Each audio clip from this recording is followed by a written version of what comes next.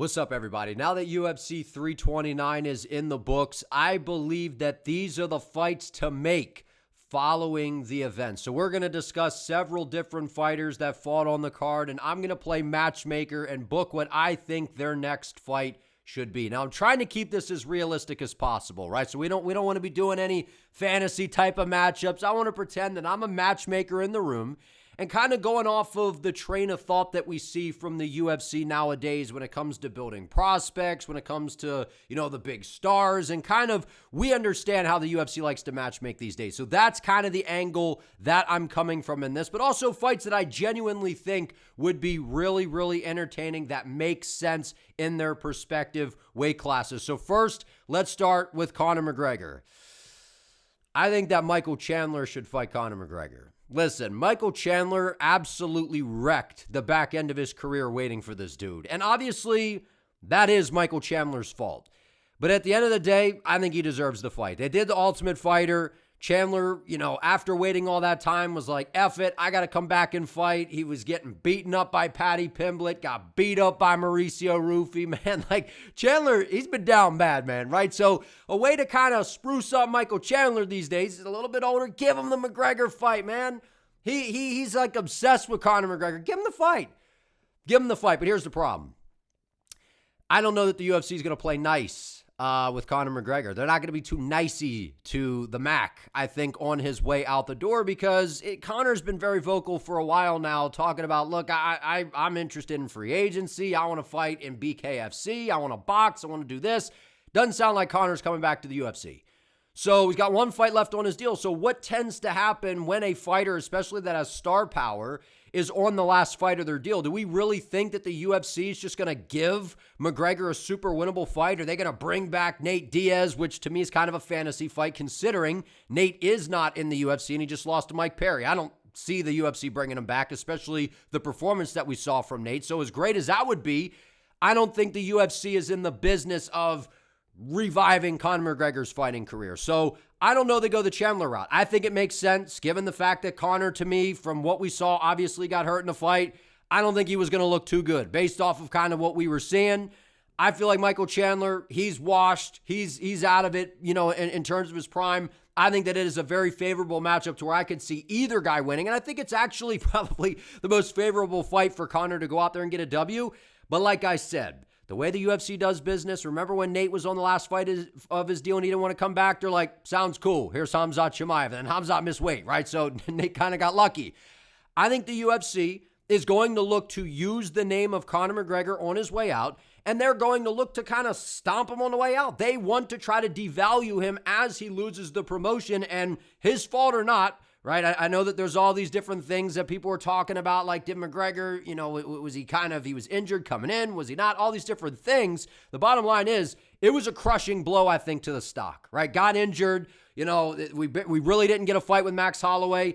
I feel like the McGregor brand in terms of the fighter definitely took a big blow. So are people going to be as excited to tune into the next McGregor fight? I don't know. So him and Chandler headlining an event, does that get you excited? Not particularly for me, but in terms of if we actually want to see Conor in a competitive fight, I feel like against Michael Chandler, that's a competitive fight. And Chandler, man, he's been through it, right? He's been through it, was waiting around. I feel like they should give Michael Chandler the fight, but I don't think they will. That's why I put a double option here, because I think Paddy Pimblett or Ilia Topuria makes a ton of sense for Conor McGregor. We know that Conor basically, he's a 155er, but he's not going to cut down to 55. He's a little bit bigger these days, but I think he's a little bit too small to deal with a lot of the welterweights in that weight class, right? We heard that they offered him Carlos Prates, so I don't think that that's something that's going to happen. And Prates is knocking on the door of a title shot. And we don't know how long McGregor's going to be out either. So that's what makes it very, very difficult to discuss, well, what should McGregor's fight next be, or his next fight be?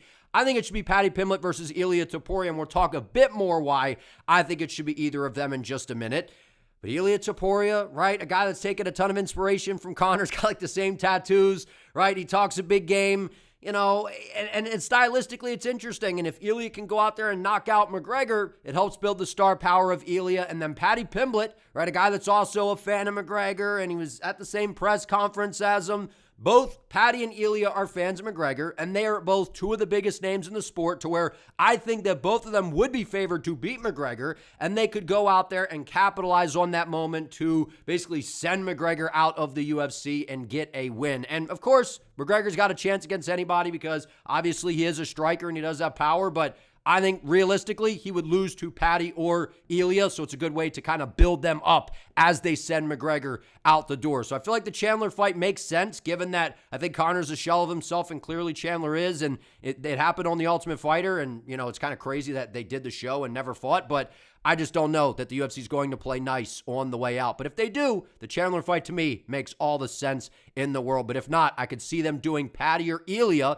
because they're big names that people are going to want to tune in. Like I said, McGregor's a big name, but how excited are people going to be to see him at his next fight? That's what I'm going to be interested to see moving forward. I feel like these options make sense. Next, Max Holloway versus Mauricio Rufy. Look, Max Holloway, he's coming off that dominating loss prior to the McGregor fight against Charles Oliveira in the BMF fight, where he got absolutely dominated for basically 25 minutes. So I know that was kind of brushed under the rug coming into the McGregor fight. Hey, man, we almost kind of forgot about that, right? We did a little bit. We're like, McGregor can't do that, so it's not a big deal. And look, to be fair, Holloway's looked really, really good at 155. Looked great against Gaethje at 300. Looked really good against Poirier in the trilogy. And really the only bad performance was against Oliveira in that BMF fight. So was it an off night? Was it Max's grappling being exposed? Who knows? I feel like it was a little bit of both. I feel like Holloway, right, just didn't have any answers for Charles's ground game. But to be fair, I mean, Charles is a beast on the ground, man. One of the best grapplers in UFC history, period. His wrestling's gotten so much better. So in hindsight, why I was saying that fight might not be close is because if it's on the feet, I could see Holloway tuning up Oliveira, but we haven't seen him in there against a dominant grappler, at least, on his long run in the UFC, especially at 155. And if he didn't have the answers for Charles's game, he was going to get dominated, which is what ended up happening. And it wasn't a super exciting fight. So what it will be a super exciting fight is against Mauricio Rufy, right? There were kind of rumors. Rufy was kind of talking about that he might be the backup fighter for the Holloway-McGregor fight. Listen, it wasn't even a fight for Holloway. He went through a whole training camp, right? Bulked up to get ready for 170 pounds and really didn't even get a fight. I mean, McGregor threw the flying switch kick, hurt his knee, went down, basically tried to throw a couple shots, and Holloway threw a couple ground and pound strikes, and that was it. So he basically went through a whole camp to go in there and not really fight and got paid a boatload of money, probably the most he's made in his career. So he got the giant payday. I just don't think the trilogy with McGregor makes that much sense, man. You're going to have to wait around. Like, we don't know when Conor's going to return. And Max Holloway's in the prime of his career. I don't want to see Holloway sit around and waste time like Chandler did. I don't want to see it. And I know that money talks, and clearly Holloway, he's motivated to fight McGregor again because of the money, and I understand all those things, and maybe they do run the trilogy. I think this makes sense.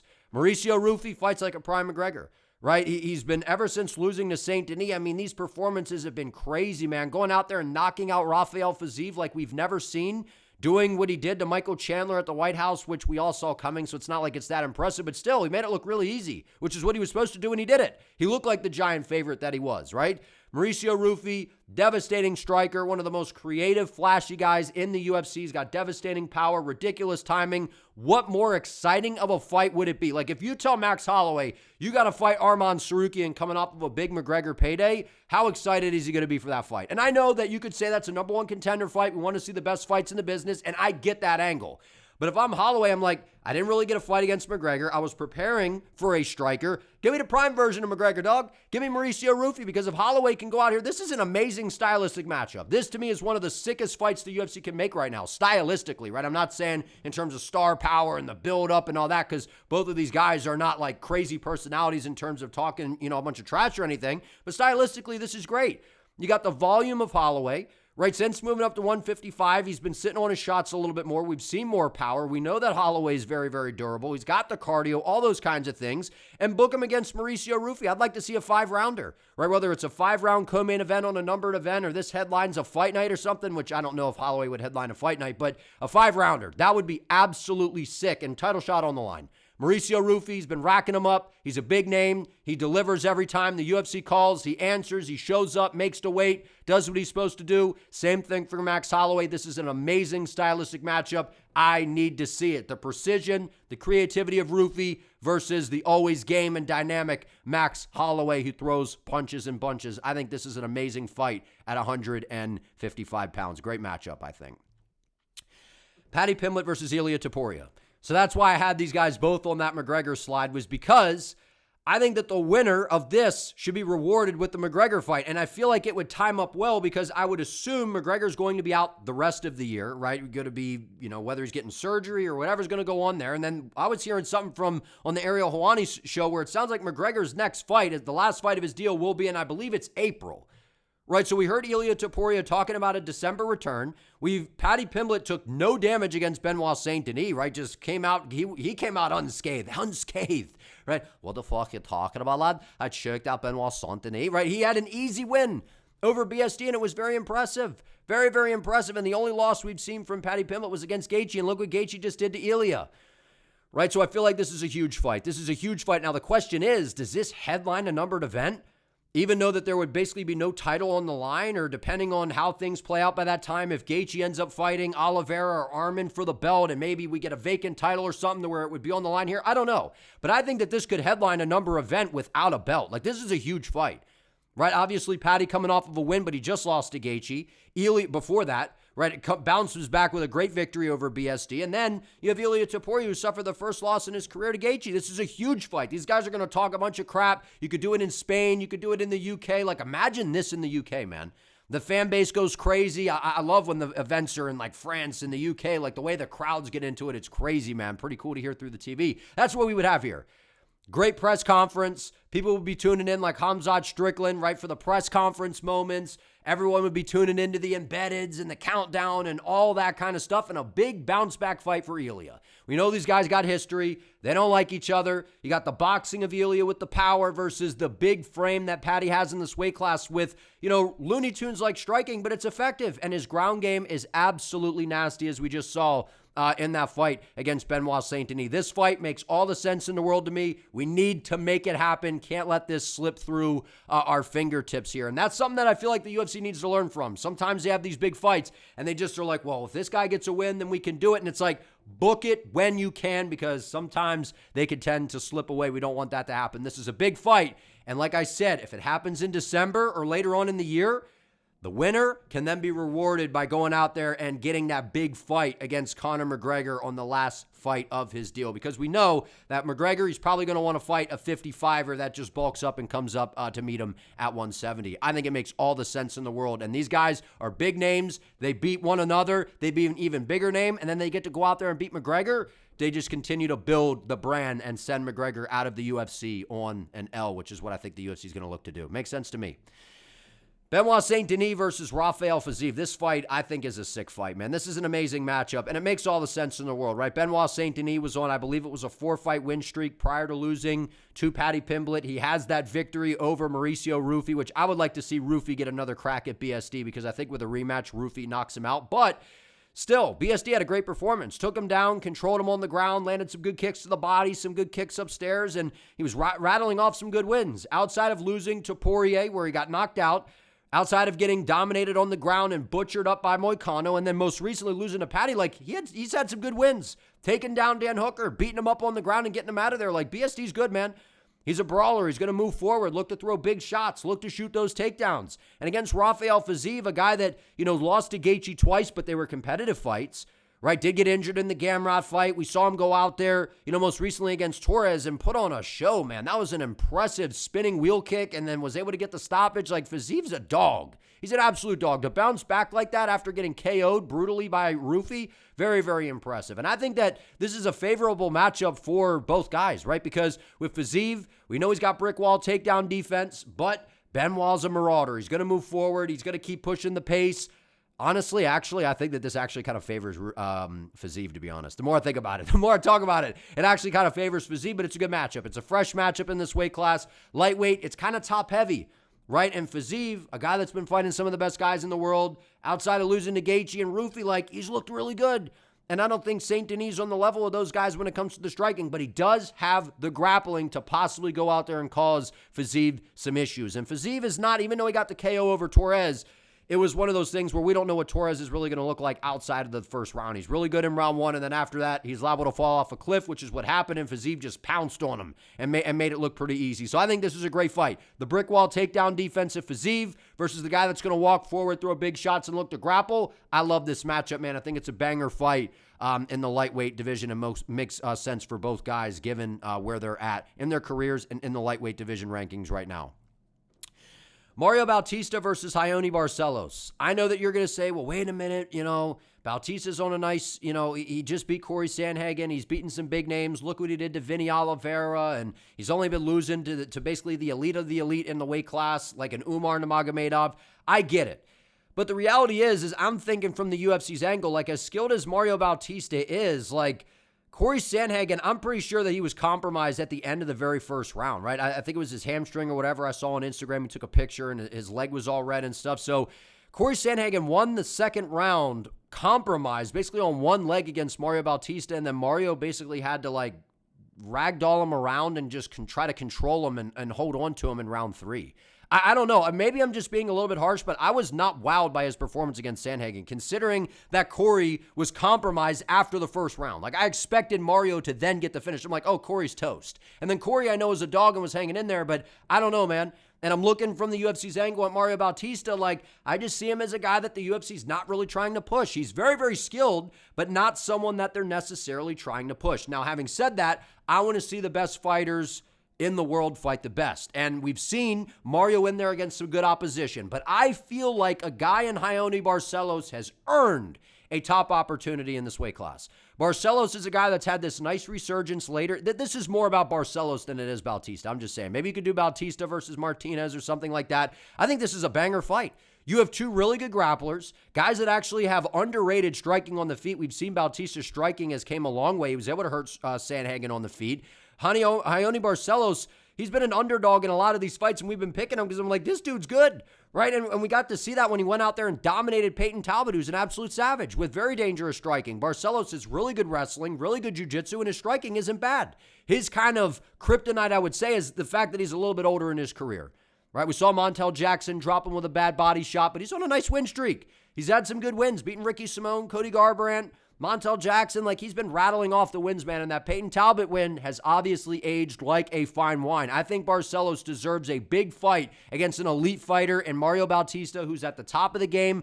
He has competitive fights with those top few guys, but doesn't necessarily beat them. Who knows? Maybe he could beat Merab. Maybe he could beat somebody like that. I don't know. But I think that this is a great stylistic matchup. It can keep Mario busy. Didn't really take a lot of damage in the Corey fight. Can keep him active, can keep him busy. And we give Raoni Barcelos a huge opportunity that I think he absolutely deserves. And you can't tell me that this isn't a great stylistic matchup. This is a great matchup. Two good grapplers that are underrated on the feet. I love this fight. Barcelos has earned the opportunity, and it's a good way to keep Mario Bautista active because when you look around the top of the bantamweight division, a lot of these guys are booked up, or you can kind of see the writing on the wall for what the UFC is going to do, right? So I don't think we're going to get O'Malley versus Bautista. We're probably getting Jan versus Merab. So right then and there's a lot of the names kind of off the table. I think this makes a ton of sense and is a fun matchup.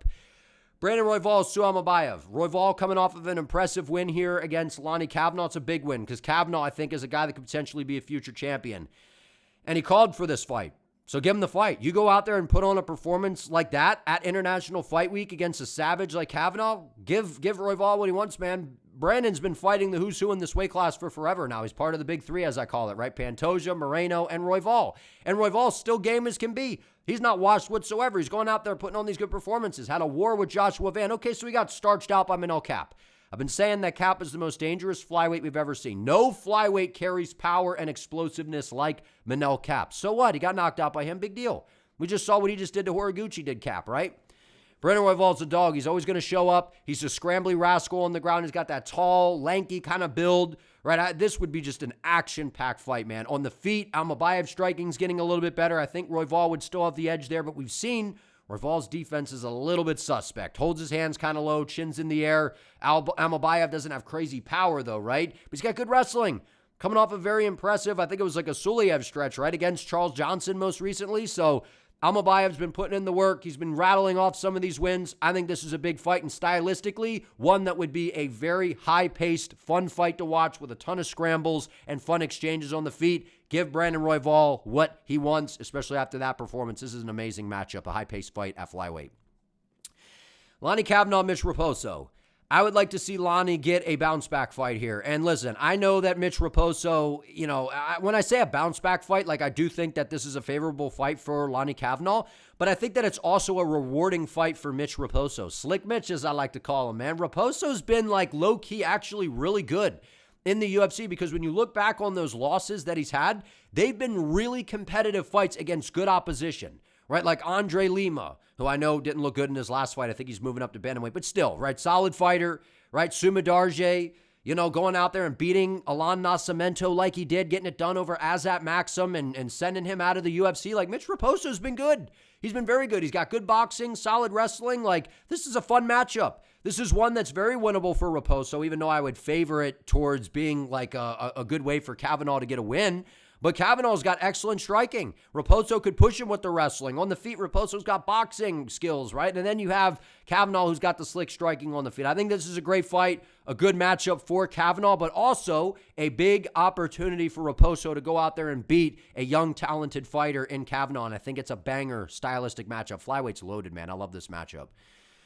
Bob King Green versus Dan Hooker. This is one that I feel like makes all the sense in the world and is one that probably a lot of people are talking about, I would assume. I don't really know. But I'm just saying this makes all the sense in the world. When you look around the lightweight division at the top, it's like, I don't see Bob Green fighting a lot of those guys, and he'll probably lose to a lot of those guys. Dan Hooker's kind of been there, done that. He's a little bit more on the decline these days.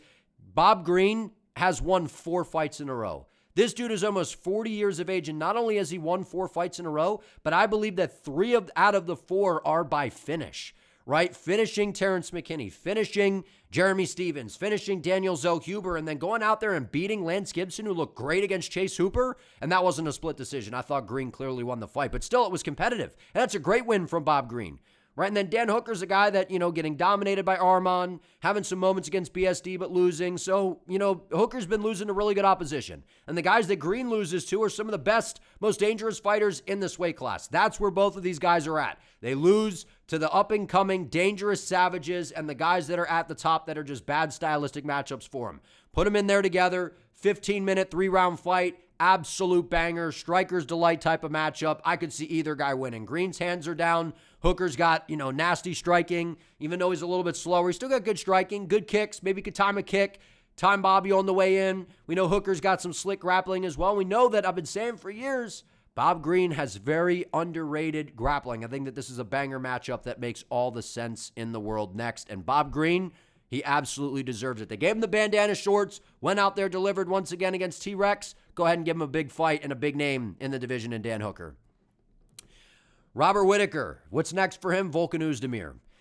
Look, I feel like Volkan Oezdemir is one of these dudes that is not a gatekeeper at 205, but also stylistically is a pretty good matchup for Robert Whittaker. And I know that I was thinking about maybe you give him an Alonzo Menafield, but it's like, well, Robert Whittaker to me is too big of a name and a guy that's coming up to this weight class. It's just like the Menafield fight feels weird to me. I don't know. It just does, right? When I look at Volkan Oezdemir, I think of a guy that fought DC years ago. I think of a guy that's fought the who's who, and the guys that Oezdemir loses to are guys that go on to become champion. Magomed Ankalaev.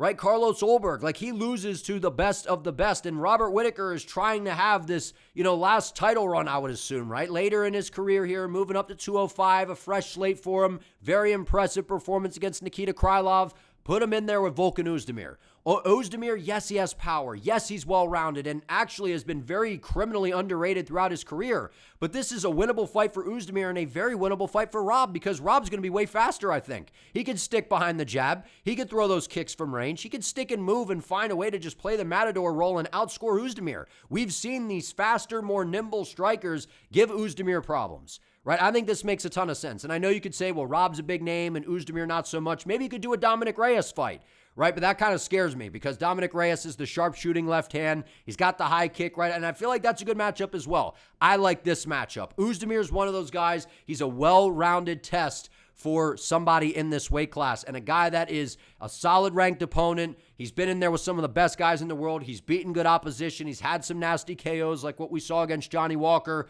I like this matchup, and I think it's a very winnable fight for Robert Whittaker. Uzdemir's not some crazy counter striker. He likes to walk forward and throw his hands and throw a big, powerful leg kick and likes to grapple a little bit. I think Whittaker could sprawl and brawl, keep it on the feet, and be the faster guy. I think it's a very winnable fight for both guys, but also a good matchup for Bobby Knuckles.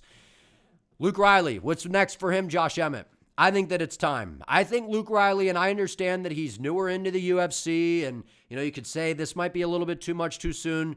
The Goblin, Josh Emmett, is full-blown washed. He is absolutely washed. And normally, the test of Josh Emmett is, for the prospect, is when the prospect gets into like the rankings and they're like a back-end rank guy. They start moving their way up and they're like towards the middle of the rankings. Josh Emmett is like basically out of the picture now.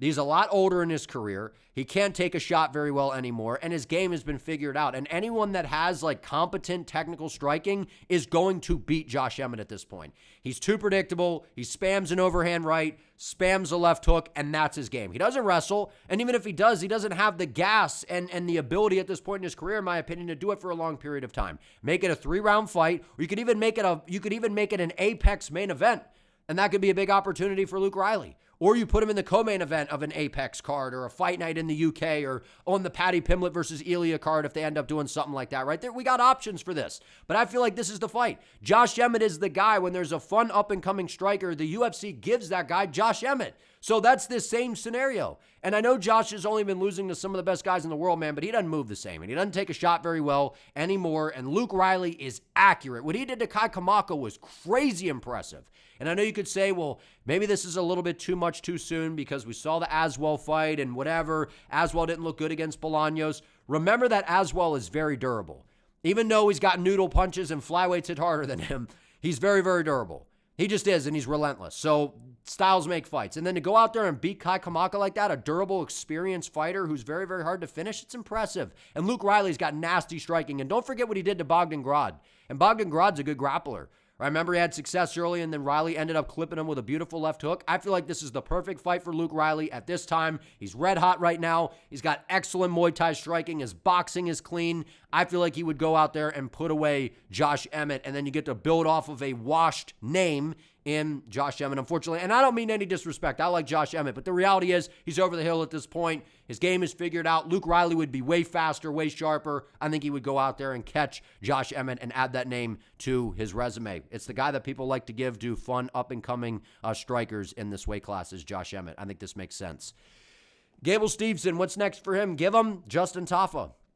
And I know you could say, well, wait, it's too much too soon. We saw Taliesin Teixeira make his debut in the UFC against Tafa, walk him down from the opening bell and elbow him along the fence and put him away, that it had us thinking that Taliesin Teixeira was actually going to be something in the heavyweight division. So don't give me this, well, wait a minute, Junior Tafa's he's got power in his hands, he's a good striker. Junior Tafa can melt. And he will melt against Gable Steveson. Gable Steveson, we saw that he's got a chin, took some shots from Alicia Ellison. And I get it. Tafa, maybe he's definitely better than like Ellison, but is he really though? Like, because he has a little bit more name value, I think that he's like, sure, he's a more technical striker, hits harder. Yeah, but he's predictable. And he has no takedown defense. Gable Steveson, I think, could easily take him down if the going got tough. He could put him on his back, beat him up on the ground. Gable obviously is improving leaps and bounds in his career, right? Working with John Jones. We saw that in that fight against Ellison, right? Look at the switching of stances, letting the boxing combinations go, the little oblique kicks, front kicks to the body. Like, he could stay at range and just pick a Tafa and just melt him. That's the way that I would see it going. Outside of Tafa landing some big shot, which again, this is heavyweight, so that can happen in any fight. I know you could say, well, let's give him another can. Let's give him another can. I feel like at this point, Junior Tafa is a little bit better than like a can at heavyweight, but also is a guy that's very stationary, very hittable. Gable would be way faster, way more athletic, and keep in mind, Gable, I know he's being kind of pushed a little bit too hard by DC and the UFC, and that is a little bit annoying. My expectations are not as high for Gable as a lot of other people, so that's why I have a more contained mindset on it. This was only his fourth fight against Ellison, only his fourth professional fight. So 3 fights professionally coming into the UFC, and to go out there and stay calm and composed and do what he did to Ellison, I think he should get a name that isn't necessarily that good in Junior Tafa, to where he has suffered, but he's not good with the takedown defense. Hasn't improved. Gable has an advantage there, and I think on the feet, he'd be faster. At heavyweight, any matchup, we could sit here and say, well, all it takes is one shot. So give him a little bit of a name. Taliesin Teixeira destroyed him. Why can't Gable? Farid Basharat, what's next for him? You rebook the Ethan Ewing fight. I know you could say, well, wait a minute, Basharat, he took the risk against Garza, which Garza looked really good, by the way. I'm excited to see what he can do in the UFC. His boxing looked really good, and my takeaway from that fight was, Basharat was saying he was compromised in the fight, so maybe that was a factor. I feel like it was just a fact that Garza was really good, but also the fact that I was going to pick Ethan Ewing to beat Farid Basharat, and after watching that fight, I'm even more convinced that Ethan Ewing would beat the brakes off of Basharat, but we don't know. Because Basharat's very, very well-rounded. He's very skilled, and if he was compromised, then that could have been a hindrance in his performance. He's got good takedowns, good string bean shots from range, good kicks. He's got a good jab. He's very, very, high fight IQ. He'll stick and move, and he'll try to get the fight to where he feels that he has the advantage. Get this fight back on the books. Get it back on the books, put it on a numbered event, have it as like a featured prelim, right? Because Ethan Ewing's a name that's hot right now, and I know that him pulling out that frustrated. It pissed me off. I don't know why. When I look at Ethan Ewing now, I'm a little irritated because this was a big opportunity. 329 to go out there and beat Basharat, and I get it. Injuries happen. I get it. I was just excited for him to get the opportunity against a ranked guy like Basharat. It would have been a huge win for Ewing. And now, I'm not saying it's a layup, but I think it's a competitive fight, but I think Ewing's better. I think his boxing is good, and I think it's a good test for Basharat. After struggling with Garza, let's see if the injury was the reason that fight was so competitive, because I'm not sure it was. I thought Garza looked good. Boxing was giving him a problem. Ewing, excellent boxing, goes to the body well. I think it's a fun matchup. And, I guess you could say, well, what sense does it make for Basharat? Because he's, that's 7-0 in the UFC now. He's been beating some good opposition. Ewing, only a couple fights in the UFC, but this is the fight that was supposed to happen. I would love to see the UFC run this one back. It's a great matchup. Last but not least, we got Alessandro Costa. I think he's earned a big fight. Give him Amir Albazi. And I think that this is a winnable fight for Costa because he's got really good takedown defense. And even if he does get taken down, his jiu-jitsu is incredibly high level. Nasty submission skills. We just saw it against a good wrestler in Cody Durden. And I think Cody Durden would have a competitive fight with Amir Albazi. I think Amir Albazi, he's been very inactive. And I feel like his game's been figured out. On the feet, he's got a little bit of power, but he's not very good on the feet, and he kind of just banks on the wrestling, and I don't think he's going to out-grapple Costa. And I think on the feet, Costa can bang him up and put him away and hurt him on the feet, maybe even sub him. So I think that this is winnable for Amir Albazi, right? You got to defend your spot. You've been kind of inactive, losing to some of the top guys. We got a guy on the rise here, mini Diego Lopez, right? Fights a lot like Diego Lopez, right? The boxing, the high guard, the movement.